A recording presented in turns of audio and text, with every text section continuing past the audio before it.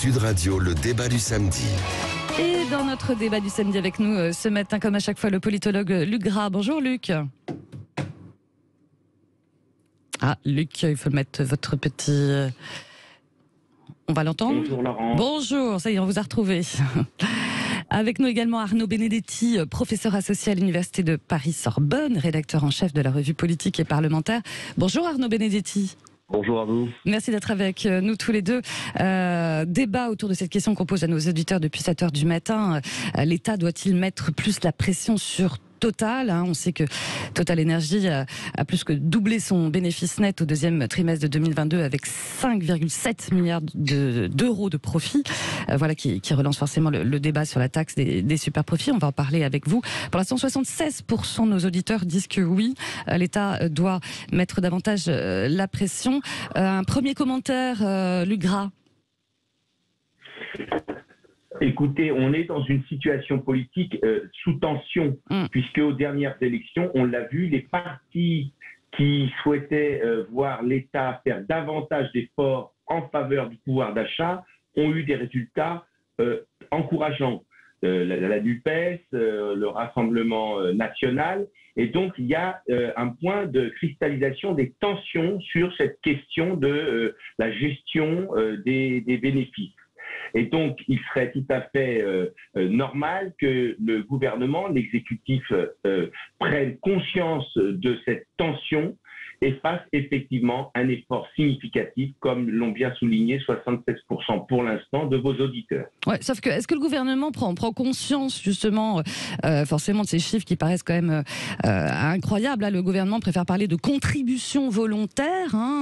Elisabeth Borne, la Première ministre, estime qu'il n'y a pas raison d'imposer une taxe, mais voilà, c'est aux entreprises de nous aider, d'aider les Français. Contribution volontaire. Qu'est-ce que vous y voyez derrière cette expression-là, Arnaud Benedetti ? Pour la philosophie du gouvernement, et le ministre de l'économie, Bruno Le Maire, l'a rappelé, je crois encore, il y a moins de 24 heures lors d'une conférence de presse, oui. C'est d'être incitatif, c'est-à-dire en d'autres termes, de demander aux entreprises de faire un effort qui permette de répondre à cette question du pouvoir d'achat, notamment en ce qui concerne l'énergie. On voit bien qu'il y a un décalage qui est de toute façon sur ces sujets en France entre une partie des élites et l'opinion publique, c'est-à-dire que on sait très bien que l'un des sujets et l'un des soucis qui est un souci prioritaire, notamment pour l'exécutif, mais pas seulement, c'est de faire en sorte que la France reste un pays attractif. Et donc, l'idée de taxer d'une certaine manière des entreprises qui sont des entreprises qui réalisent certes de très gros bénéfices et qui, disons, contribuent parfois de manière, j'allais dire, relative à l'effort fiscal du pays au regard de leur poids économique, c'est un sujet qui, en effet, pour l'exécutif est un sujet important, mais je crois que, vous savez, on voit bien que l'exécutif est en train d'avancer quand même sur le dossier. Moi, ce que je note en tout cas, c'est que le ministre de l'économie et des finances vient de dire banco à la demande d'Éric Coquerel, le président de la commission des finances, de lancer une mission aujourd'hui sur finalement l'effort fiscal des grosses entreprises. La question de la fiscalité des entreprises. Voilà, l'effort, c'est vrai que l'effort fiscal aujourd'hui des grandes entreprises, les 300 plus grosses entreprises françaises, je ne parle même pas des entreprises du CAC 40, est inférieur à celui des PME, puisqu'elles participent pour 17% à cet effort fiscal, quand les PME, les petites et moyennes entreprises, contribuent à 25%. Donc il y a un vrai sujet, au-delà de la question du pouvoir d'achat, un vrai sujet, j'allais dire, d'égalité fiscale entre les opérateurs économiques. Oui, sachant que Total ne paye pas d'impôts, c'est ça, depuis ni sur son exercice 2019, ni 2020. Oui, alors en l'occurrence, en effet, il y a cette anomalie, mais si vous voulez, en l'occurrence,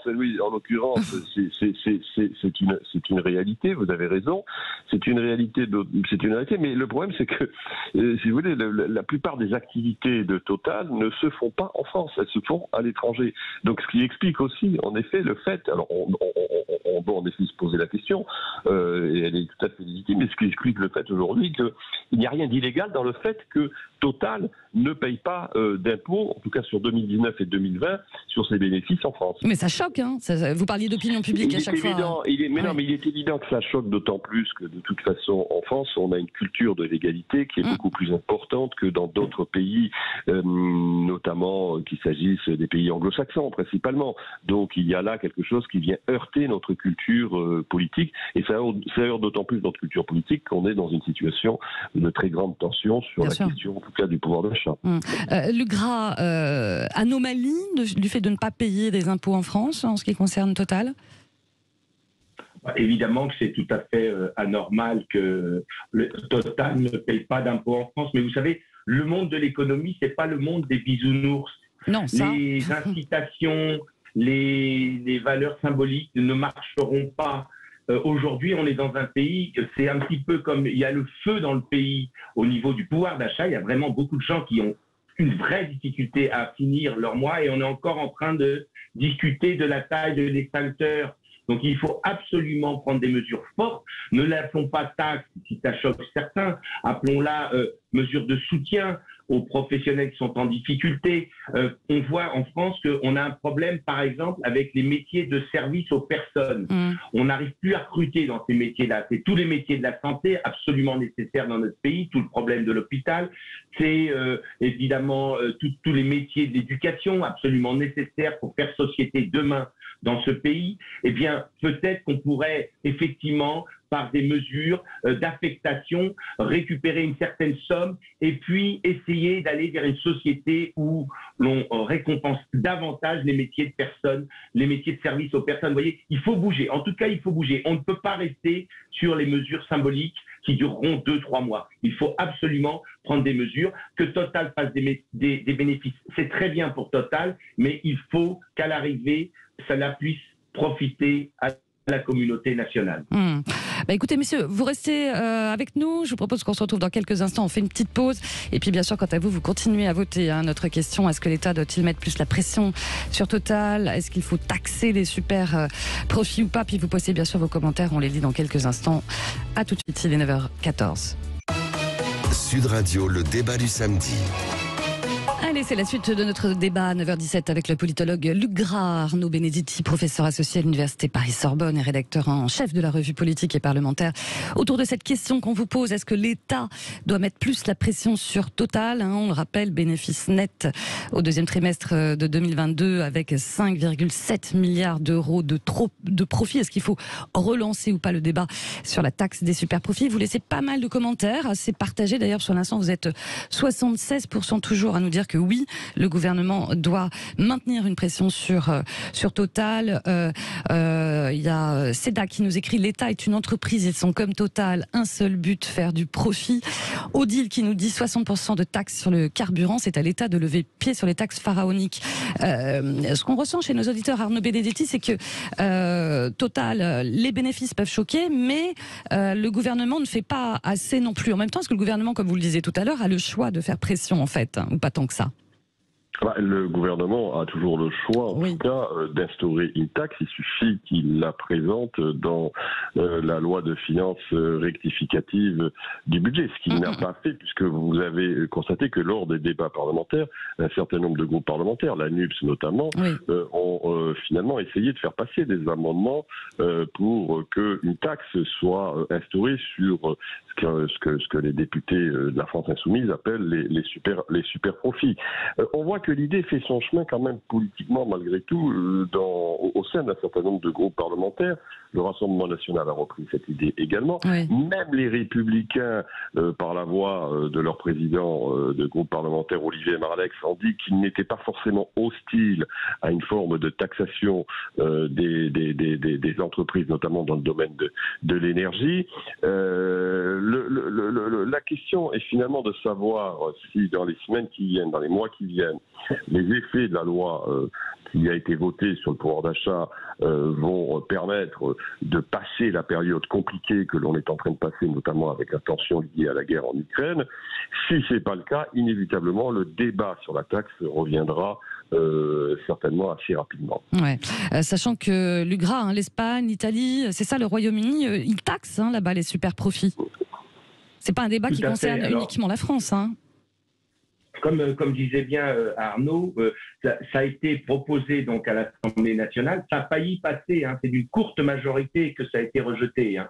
Et donc, on voit bien qu'effectivement, le sujet est présent. Le risque est que si on n'aborde pas frontalement cette question maintenant, effectivement, ça revienne un petit peu comme, vous savez, la suppression de l'impôt sur la fortune n'a pas cessé de revenir pendant tout le premier quinquennat d'Emmanuel Macron. Le risque est qu'ici, ce soit encore une fois le gouvernement qui soit taxé lui-même d'être le gouvernement des riches, voire des très riches, et donc qui traîne ça pendant tout le... Il vaudrait mieux politiquement réfléchir dans la forme à bien le présenter. Il faut que ce soit d'une manière positive et donc que ce soit une mesure qui ne soit pas seulement taxer les riches, mais pas taxer les riches, mais plutôt aider ceux qui sont en difficulté. Les Français, dans leur grande majorité, ne comprennent pas comment, dans un pays en crise, où on n'arrive pas à finir le mois, eh bien, il y a des 10 milliards, hein, sur les 2 derniers chiffres qui ont été donnés, 10 milliards de profits. Il ne s'agit pas, une fois de plus, d'empêcher les entreprises de faire des profits. Il s'agit de rétablir une équité au niveau économique dans ce pays. Et donc, à partir de là, je crois que le fait que ce soit revenu devant l'Assemblée, que ça ait été discuté, que ça n'ait pas été voté pour une première fois, ça pourrait très bien revenir d'une manière plus forte, effectivement, dans les semaines qui viennent. Et à ce moment-là, peut-être passer. Il faut une mesure symbolique de ce gouvernement pour qu'il arrive à détricoter cette image de gouvernement des riches qu'il a. Vous pensez aussi qu'il faut une mesure symbolique et un peu plus forte pour justement ce second quinquennat? Il y a deux sujets. Oui, il y a 2 sujets. Il y a la question du pouvoir d'achat et en effet l'urgence de l'agenda lié à cet enjeu qui là est très concret pour le budget des ménages et notamment de celui des ménages les plus modestes. Et puis ensuite, il y a une question, j'allais dire, qui relève de l'équité fiscale. C'est-à-dire que dans un pays où en effet, finalement, encore une fois, les PME sont disons, beaucoup plus contributrices dans l'effort fiscal que ne le sont un certain nombre de grandes entreprises, il y a là un véritable sujet qui est inflammable politiquement, surtout sur la question de l'énergie. Je rappelle quand même que le mouvement des Gilets jaunes en 2018, démarre sur une question de taxation, en effet, la fameuse taxe carbone. Donc on a là un sujet qui politiquement est très compliqué pour le gouvernement, mais le gouvernement, en effet, a l'image d'un gouvernement qui, en tout cas, à tort ou à raison, peu importe, la réalité c'est l'image, en l'occurrence qui pèse sur l'opinion, un gouvernement qui, jusqu'à présent, fait preuve d'une très grande réserve quant à la taxation des riches et des super profits. Ouais, c'est ça. Alors que les oppositions, elles poussent pour instaurer une taxe exceptionnelle, par exemple, qui imposerait à 30% minimum les bénéfices. C'était le sens de l'amendement, notamment présenté par les parlementaires de gauche, c'est-à-dire de mettre en place une contribution qui s'étale sur 2022 et 2023. Ouais, c'est ça, une contribution dans ces conditions de crise, forcément. Taxe exceptionnelle, ça aurait été justement un geste symbolique, enfin plus que symbolique, l'UGRA. C'est une taxe. Moi, j'aime pas le mot taxe parce qu'évidemment, tout de suite, on se dresse sur ses ergots face aux taxes.